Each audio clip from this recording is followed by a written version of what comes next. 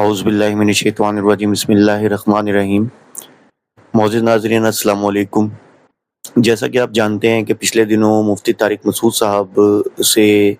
ایک گستاخی کا معاملہ ہو گیا تھا، جس پر انہوں نے پھر اللہ سے رجوع کیا اور پھر عوام کے سامنے آ کے باقاعدہ طور پہ معافی بھی مانگی، لیکن سٹل ابھی تک جو بریلوی حضرات ہیں ان کا جو غصہ ہے وہ ٹھنڈا نہیں ہو رہا، ٹھیک ہے۔ اور کچھ یہ جو انجینئر مرزا جیسے لوگ اور مفتی اعظم جو کہ اس ٹائم بریلویوں کے سب سے بڑے مفتی ہیں، جن کا نام مفتی منیب الرحمان ہے، تو یہ لوگ وہ لوگ ہیں جو کہ اس معاملے کو ٹھنڈا کرنا ہی نہیں چاہتے، ٹھیک ہے نا۔ تو انجینئر محمد علی مرزا تو مفتی طارق مسعود صاحب کے بارے میں بکواسات کرتا رہتا ہے، ٹھیک ہے، اور لوگوں کو اشتعال دلاتا رہتا ہے، لیکن مفتی اعظم جو اپنے آپ کو کہتے ہیں اور بریلویوں کے سب سے بڑے مفتی ہیں، جن کا نام مفتی منیب الرحمان ہے، انہوں نے بھی کام ڈبل کیا۔ انہوں نے دوبارہ سے اس ایشو کو اٹھایا اور اٹھا کے یعنی کہ باقاعدہ طور پہ یہ بات کہا کہ جی جو یعنی کہ ان سے گستاخی ہوئی قرآن کی گرامر کے حوالے سے،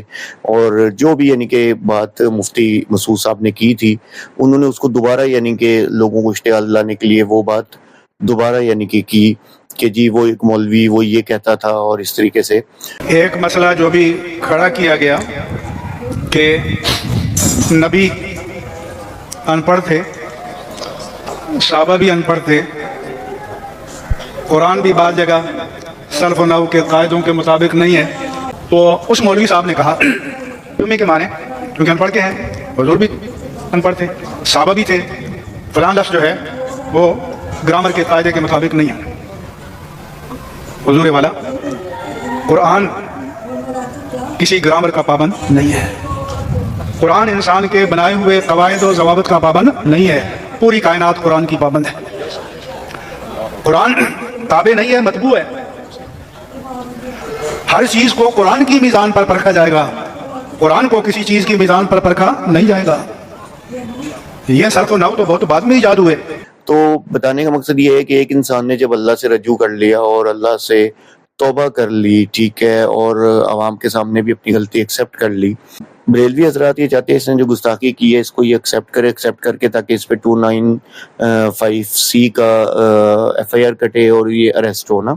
مجھے تو آج تک ایک بات سمجھ نہیں آئی کہ ہم لوگ صرف لوگوں کے بہکاوے میں چلتے ہیں، ٹھیک ہے۔ مفتی طارق مسعود صاحب میں ان کو کوئی مطلب پسند نہیں کرتا، ٹھیک ہے، کیونکہ یہ دیوبندی فرقے سے، اور دیوبندی فرقہ جو ہے وہ بھی ایک مشرکانہ فرقہ ہے، ٹھیک ہے، اور اس کے جو عقائد ہیں، ان کی جو کتابیں ہیں وہ تمام مشرکانہ ہیں۔ تو بتانے کا مقصد صرف یہی ہے کہ یہ انجینئر مرزا جیسے لوگ اور یہ مفتی اعظم کہلوانے والے خود کو یہ معاملے کو ٹھنڈا نہیں ہونے دے رہے، اور یہ ان کے پیچھے پڑے ہوئے ہیں سٹل ابھی تک، اور ابھی تک ان میں جو شدت اور غم جو ہے وہ ابھی تک سٹل ویسے کا ویسے ہی ہے۔ اللہ تعالیٰ ان کو ہدایت دے اور مفتی طارق مسعود صاحب کو ہر کسی کے شر سے بچائے۔ آپ لوگوں سے یہ اپیل ہے کہ جب ایک انسان نے توبہ کر لی ہے اور اپنی غلطی ایکسیپٹ کر لی ہے، اللہ تعالیٰ معاف کرنے والے ہیں، وہ سب سے بڑے غفور الرحیم ہیں۔ تو جب اللہ عز و جل معاف کرنے والے ہیں تو ہم لوگ کون ہوتے ہیں؟ وآخر دعوانا الحمدللہ رب العالمین۔